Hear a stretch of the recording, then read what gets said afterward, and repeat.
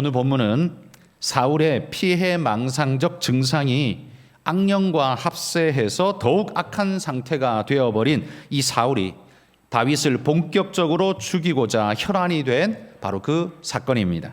지금까지는 그래도 다윗이 사울의 왕궁에 거하면서 위기는 있었지만 그래도 본격적으로 죽음의 상황까지 맞지는 않았습니다. 그런데 이제는 이 사울이 미쳐버린 데다가 사울을 괴롭히며 다윗을 죽여야 한다는 이 악한 영의 푸시가 사울을 더욱더 몰입하도록 그렇게 만들어 버렸죠. 자, 여기서 우리가 한 가지 주목해야 할 것이 있습니다. 오늘 우리 사회가 병적 증상이면 그 사람은 어쩔 수 없는 거다 라면서 면죄부를 우리가 너무 쉽게 줘버리는 현실들을 마주하게 됩니다. 물론 병적 증상은 우리가 어떻게 해보기 어려운 부분이 많이 있습니다. 그러나 여러분, 모든 부분이 그런 것은 절대로 아닙니다. 구분해야 한다는 말이죠.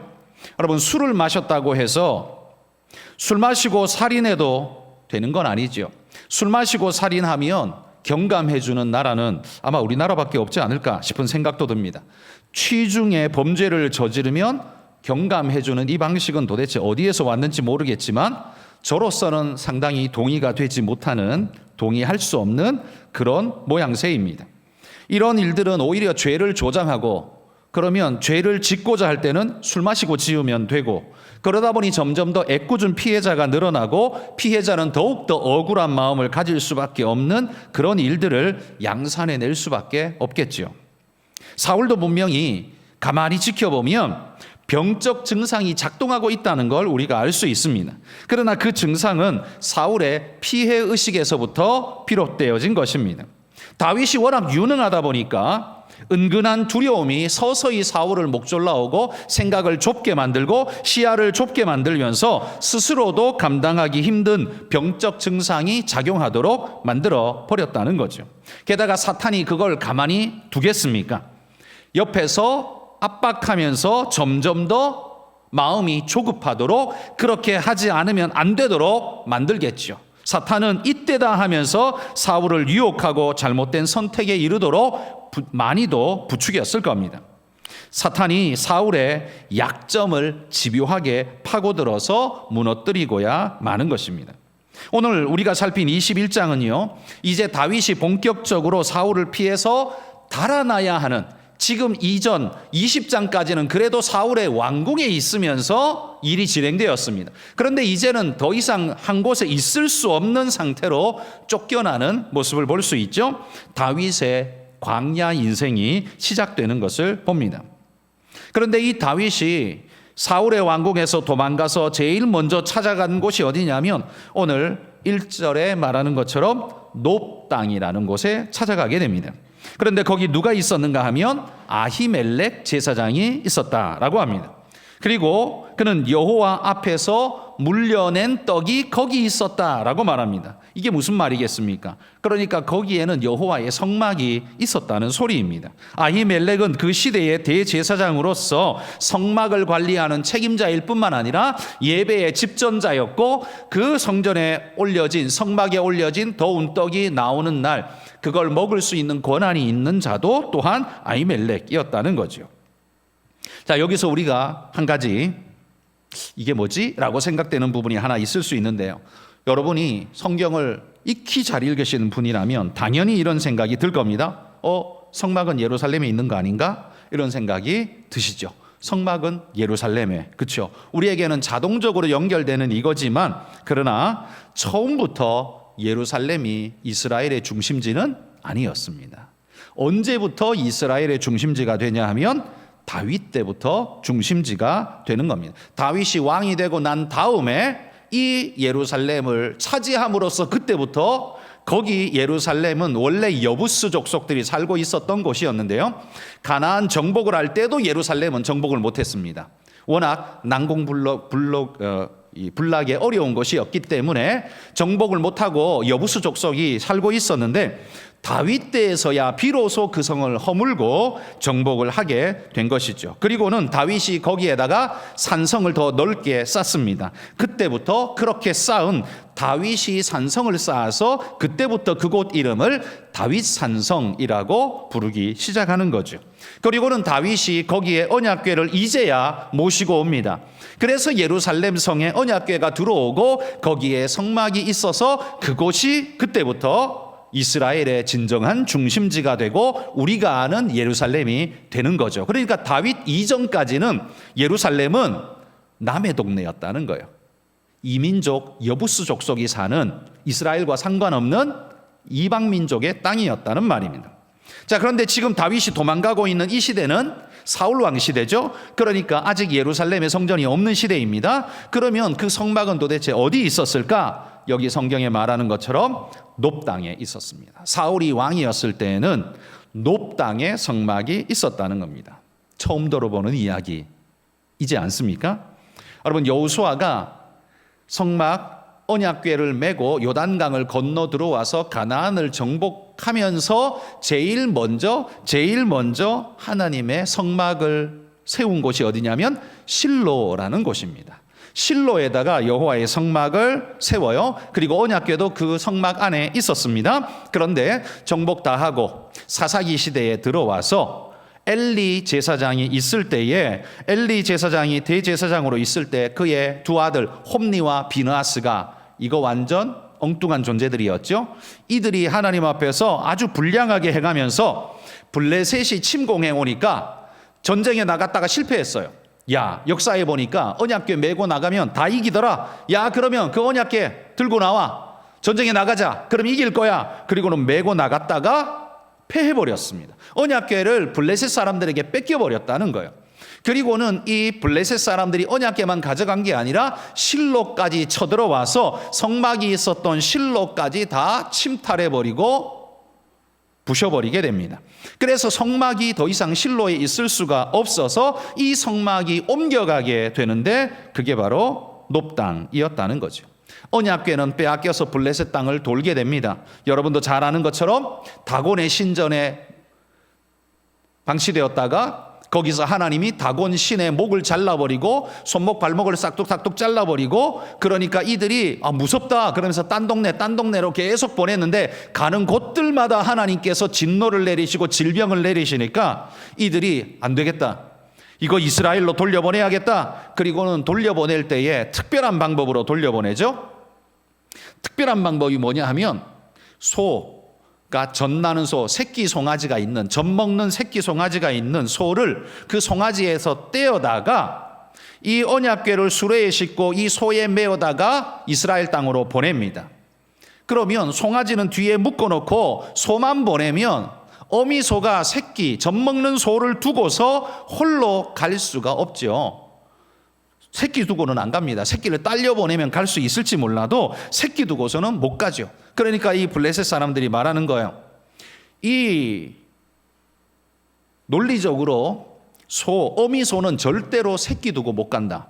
그런데도 불구하고 만약에 이 어미소가 언약궤를 실은 수레를 메고서 새끼 소가 뒤에서 울어 제껴도 쳐다보지도 않고 계속해서 이스라엘 땅으로 그냥 올라간다면 그건 이 언약궤가 진짜 여호와의 것이고 여호와께서 진짜 살아서 우리를 심판하신 사건이다 라고 우리는 그렇게 믿자라고 말했던 거예요. 그러니까 이 가능성은 물리적으로 보자면 가능성이 거의 없는 이야기였습니다. 어미소는 젖먹는 새끼소를 두고 갈 리가 없다는 거죠. 그런데 놀랍게도 보내보니까요, 이 어미소가 새끼소가 뒤에서 우는데도 불구하고 어미소는 계속 앞으로만 나가는 겁니다. 그러니까 블레셋 사람들이 보고는 이야, 이거는 진짜 이스라엘의 신 여호와가 우리를 심판한 거구나. 큰일 날 뻔했다. 잘 보냈다. 그리고는 얼른 보내버렸죠. 그렇게 언약궤가 이스라엘 땅 변방 벳세메스로 들어오게 됩니다. 그렇게 하고 벳세메스에서 곧 기랏 여아림이라는 동네로 또 옮겨가게 됩니다. 그러니까 언약궤는 이 기랏 여아림에 머물면서 아비나답이라는 사람의 집에서 그곳에서 언약궤가 머물렀는데 이 긴 시간 동안 성막은 실로에서 다른 곳으로 옮겨 지었는데 거기가 높당이었다는 말이죠. 그러니까 한동안 언약궤하고 성막이 다른 곳에 위치해 있었던 걸 볼 수 있죠. 어떻게 이럴 수 있지? 우리 생각에는 정말 이해가 안 되는데 그때에는 사울이 언약궤, 성막 신경도 안 썼습니다. 방치 내버려 뒀다는 거예요. 그러니까 이 성막을 함부로 손댈 수 없으니까 그냥 그대로 여기 높당에 계속 그냥 두고 제사장은 예전처럼 똑같이 그곳에서 제사를 그냥 지내면서 그렇게 있었던 것 같습니다. 어쨌든 자, 이렇게 해서 성막이 높당에 있었다는 사실을 제가 이렇게 그냥 길게 이야기했습니다. 지도를 한번 보시죠. 보시다시피 자, 맨 아래쪽에 기랏 여아림, 저기 언약궤가 있다는 거고, 예. 그다음에 제일 위에가 실로죠. 빨간 점. 저기에 성막이 처음에 세워졌었다는 거고, 그다음에 블레셋에서 공격을 받고 난 다음에 아래쪽으로 내려와서 높당에 있었다라는 겁니다. 대충 높당이 어디냐 하면 예루살렘에서 근거리에 있는 곳이었다. 그냥 이 정도만 지도에 보고 넘어가겠습니다. 자, 우리 대략 배경은 제가 이렇게 설명을 드렸고요. 자, 여기서 우리가 또 한 가지 질문을 던져볼 수 있습니다. 다윗이 사울을 피해 도망갔는데 하필이면 어디로 도망갔어요? 여호와의 성막이 있는 높당으로 도망을 갔어요. 여호와의 성막이 있는 곳이었기 때문에 다윗이 그쪽으로 찾아서 간 것이었을까? 그건 사실 알 수 없습니다. 그럴 수도 있고 아닐 수도 있습니다만 저는 개인적으로 아마 아닐 거라고 생각을 합니다. 그럴 수도 있는데 아마 아니지 않을까라는 추측을 해봅니다. 다윗이 도피해간 이 높당은요, 당시 사울 왕 때에는 예루살렘이 수도가 아닙니다. 기브아라는 도시가 수도였습니다. 기브아. 이 기브아에서 4km 떨어진 곳이 높당이었는데, 그러니까 기브아에서 왕궁이 있는 곳에서 다윗이 도망을 가서 높당으로 갔는데 4km 떨어진 높당으로 갔어요. 그냥 그렇게 많이 멀지 않죠. 높당까지 갔는데, 그러니까 다윗이 왕궁에 있던 기브아에서 정신없이 달려서 도망갔는데 어디로 갔다? 높당에 갔어요. 도망을 가도 어디로 가겠습니까? 길 따라 갔겠죠. 길 따라 일단은 도망갔을 겁니다. 그런데 하필이면 그 길이 높당을 향해 있었던 것 같아요. 그래서 높당에 제일 먼저 들르게 된 것 같습니다. 저는 이것이 다윗의 계획된 방문이라기보다는 정신없이 도망가다 보니까 첫 번째 만난 장소가 높당이 아니었던가라고 저는 생각한다는 거예요. 멋모르고 갔는데 하필이면 성막이 모셔 있는 하나님의 거처의 곳으로 가게 되었다는 겁니다. 사울을 피해서 목숨 부지 위해서 도망가고 있는 두려움과 공포의 순간이었지만 하나님은 늘 놀랍게도 당신의 거처로 다윗을 지금 부르고 있는 듯한 모습을 우리가 볼 수 있죠. 다윗은 계산을 안 했을지 몰라도 하나님을 계산을 하고 그를 지금 부르고 있으시다라는 말이에요. 바로 이게 얼마나 은혜로운 일입니까? 우리는 계산을 안 하고 엉겹결에 쫓아갔는데 거기에 하나님은 준비하고 계시더라. 여러분, 이런 하나님을 만나면 얼마나 복됩니까? 여러분에게도 그런 축복이 있기를 소망합니다. 다윗이요, 그렇게 찾아간 곳에서 아히멜렉 대제사장을 만납니다. 그런데 아히멜렉은 다윗을 보고 기뻐하는 게 아니라 오늘 본문에 보면 두려워하는 모습을 봅니다. 아히멜렉이요, 떨며 다윗을 영접했다, 이런 표현을 씁니다. 경계하고 두려워했다는 거죠. 그러면서 이렇게 말합니다. 어찌하여 네가 홀로 있고 함께하는 자가 없느냐? 이건 뭔가 특별하다는 거죠.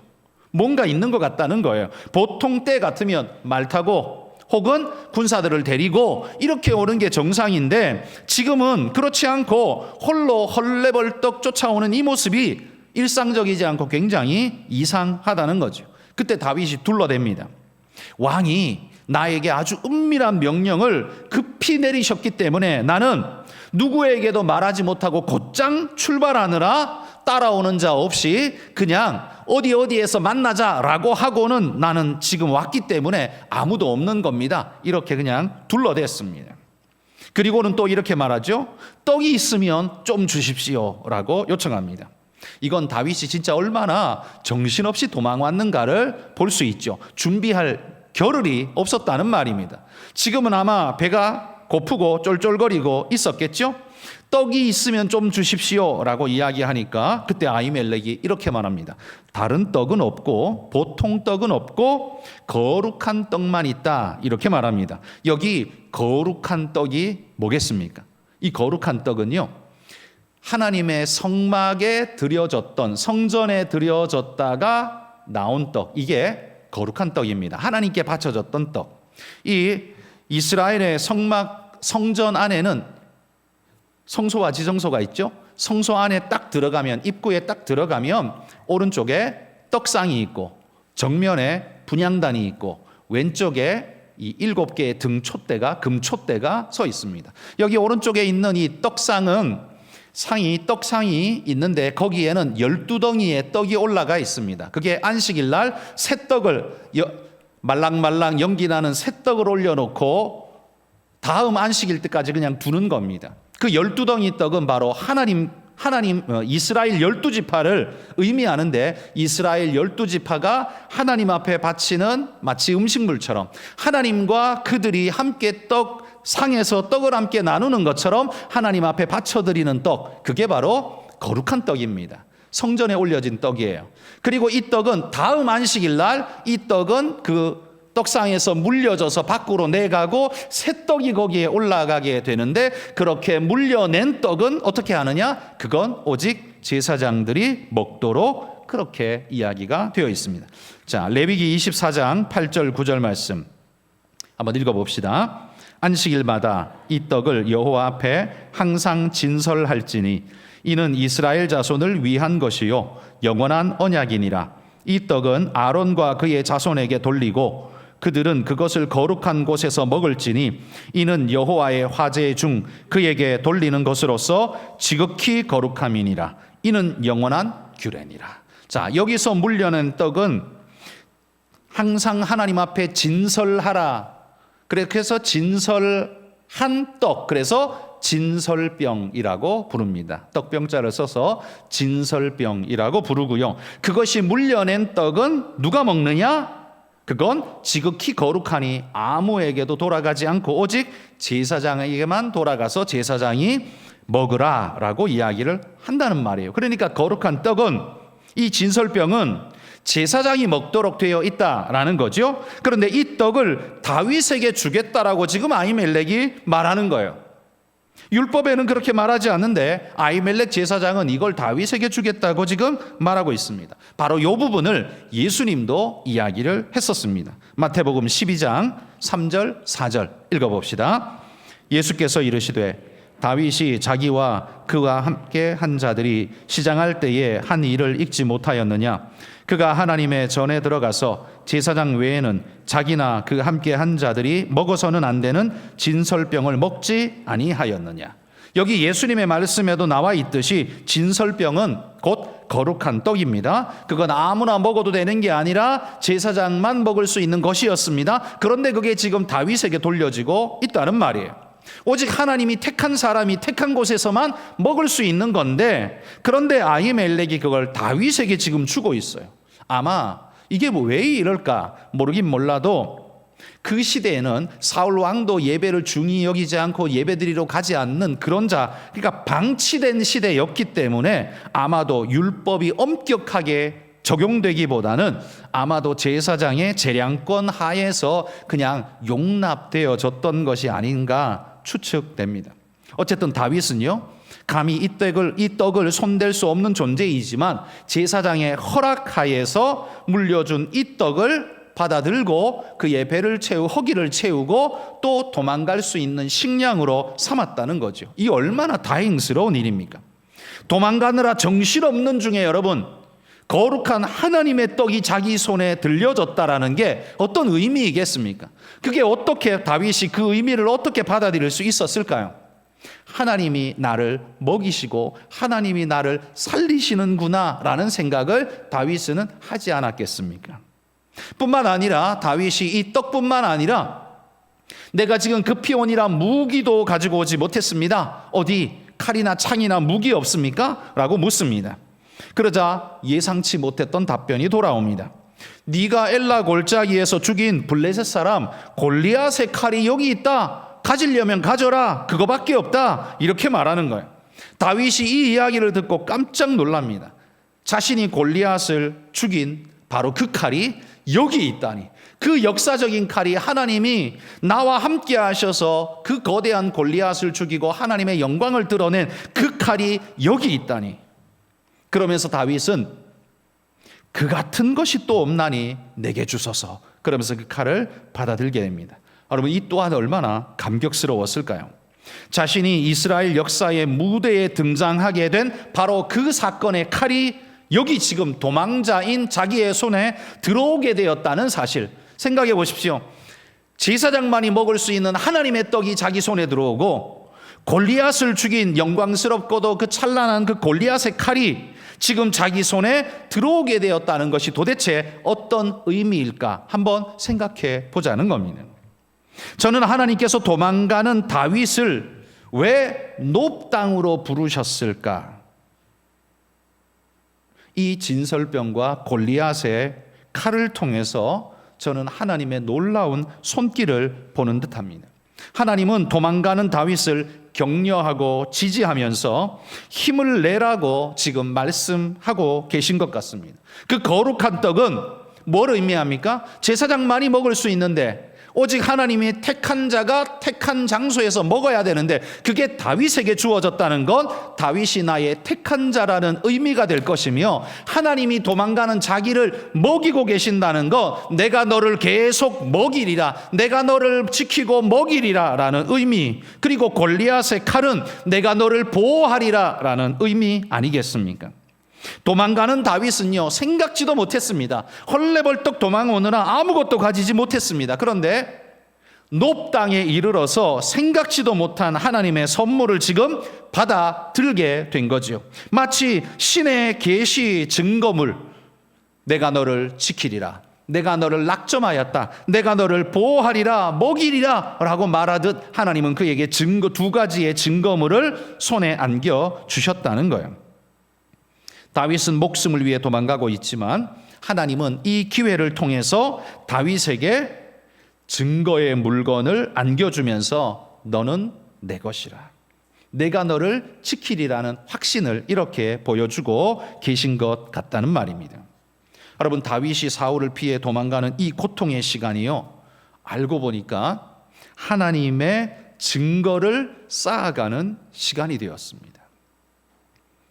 내가 뭘 그렇게 잘못해서 이 꼴을 당해야 하는가라고 한없이 원망스러울 만한 시간이었지만 오히려 그 시간 속에서 하나님의 증거를 자기 삶에 차곡차곡 쌓으면서 내일을 준비하는 시간이 되었다는 말이에요. 물론 다윗은 그 시간이 기쁘지 않았을 겁니다. 왜? 목숨 부지 도망가고 있는 게 기쁠 리는 없잖아요. 그런데 그 위급한 시간이 생각지도 못하게 오히려 하나님의 역사의 시간, 하나님이 그에게 증거를 주는 시간, 내가 너와 함께 한다는 약속을 주는 시간이 되었다는 것, 그 증거를 차곡차곡 자기가 쌓게 된다는 것, 이건 놀라운 사건 아니겠습니까? 여러분, 세상에도 큰 일을 하는 위대한 인물들을 보면 하나같이 인생의 광야의 연단의 시간이 항상 있는 것을 봅니다. 큰 인물 되는 사람들이 언제나 쉽게 온실 속에서 자라서 온실 속에서 그대로 큰 인물 되는 사람은 없잖아요. 힘들고 어려운 과정을 거치면서 연단되고 다져지고 단단해지면서 그제서야 인물로 거듭나지 않습니까? 여러분, 연단의 시간 없이는 절대로 위대해지는 사람은 결단코 없습니다. 그러므로 우리의 삶에 고통과 아픔에 연단의 시간이 주어지는 것은 잘못된 것이 아니라 하나님이 빚어가는 시간, 만들어가는 시간이라고 우리는 믿고 오히려 감사함으로 그 시간을 받아야 할 줄 믿습니다. 여러분, 다이아몬드가 만들어지는 것이요, 지하 150km, 200km 밑에 지각층에 있는 그 순수한 탄소가 극도의 고열과 고압을 받을 때에 다이아몬드로 만들어진다고 합니다. 고열과 고압이 없을 때에는 그건 그냥 뭡니까? 그냥 탄소일 뿐이었습니다. 아무것도 아니었다는 거죠. 그런데 그것이 극도의 고난을 겪으면서 고열과 고압을 받으면서 다이아몬드라는 아름다운 결정체로 환골탈퇴하게 된다라는 겁니다. 이 얼마나 아름다우냐는 거죠. 그것이 이 용암의 분출, 이 화산이 터지면서 밖으로 쏟아져 나오고 땅 위로 지표면으로 쏟아져 나올 때 이것이 우리의 손에 들려지는 다이아몬드가 되지 않습니까? 여러분이 이 세상을 살아가는 과정에서 어려움과 아픔이 없으면 좋겠지만, 그러나 만약에 그런 것이 없다면 우리는 그냥 아무짝에 별로 크게 쓸모없는, 큰 의미 없는 탄소로 살다가 사라지는 존재일 뿐입니다. 그러나 그런 우리가 고열과 고압으로 인생의 환란의 과정을 거치면서 하나님이 만들어가는 과정을 거치면서 우리는 하늘의 다이아몬드가 되는 줄 믿습니다. 여러분, 오늘 이 시간에 우리 수험생을 위한 기도회로 함께 모였는데요. 수험생 여러분, 우리 고3 재수, 삼수하며 많은 고난 과정을 힘들게 지켜가고 있는 우리 학생들, 여러분에게는 이것이 없었으면 좋겠다 싶은 고난의 시간이겠지만, 여러분, 탄소를 다이아몬드로 바꾸는 시간이 지금 이 시간이라는 사실을 기억하고, 여러분이 다져지는 만큼, 여러분이 힘든 만큼 이후에 더 단단한 모습으로 하나님이 쓰시는 보배가 되어가고 있다는 사실을 기억하면서 잘 이겨내시기를 소망합니다. 힘들고 어려운 게 주어질 때 제일 쉽게 할 수 있는 것이 불평입니다. 불평은 속은 시원하지만 견뎌낼 수 있는 능력은 상쇄시켜버리는 것이 불평입니다. 불평하는 사람은 절대 못 이겨냅니다. 불평이 많은 사람은 오히려 강한 사람이 아니고 굉장히 약한 사람입니다. 약하니까 불평을 하고, 불평해서 못 이기고, 못 이기니까 탄소로 사는 거예요. 다이아몬드가 될 수 없는 그냥 탄소로 살아가는 존재입니다. 그러나 그 어렵고 힘든 시간을 견뎌내면, 어렵지만 눈물로 견뎌내면 하나님이 그를 하늘의 다이아몬드 같이 쓰시는, 다윗 같이 쓰시는 그런 존재가 된다는 말입니다. 그러므로 여러분, 오늘의 힘든 이 순간을 원망과 불평으로 지내지 마십시오. 불평하는 건 쉽지만 여러분의 인생을 아무짝에도 쓸모없는 연기같이 날려버리는 순간이 되고 말 것입니다. 그러나 그것을 여러분 안에 에너지로 응축하고, 이 고열과 고압이 여러분 안에서 응축되어질 때 여러분 인생이 바뀌고 에너지가 되고 다이아몬드 같은 아름다운 강력한 것이 된다는 사실을 기억하시기를 축복합니다. 하나님은 고열과 고압만 주는 게 아닙니다. 우리 인생에 힘들고 어려운 것만 주는 게 아니라는 말입니다. 우리 인생길에 다윗이 받은 거룩한 떡과 골리앗의 칼처럼 하나님은 내가 걸어가는 모든 삶의 여정 속에 힘들고 어려운 순간에 하나님은 말씀하시며 우리에게 하늘의 아름다운 신령한 떡과 그리고 위대한 승리의 칼을 우리 손에 안겨주실 줄 믿습니다. 그 믿음 가지고 여러분 오늘을 이겨내십시오.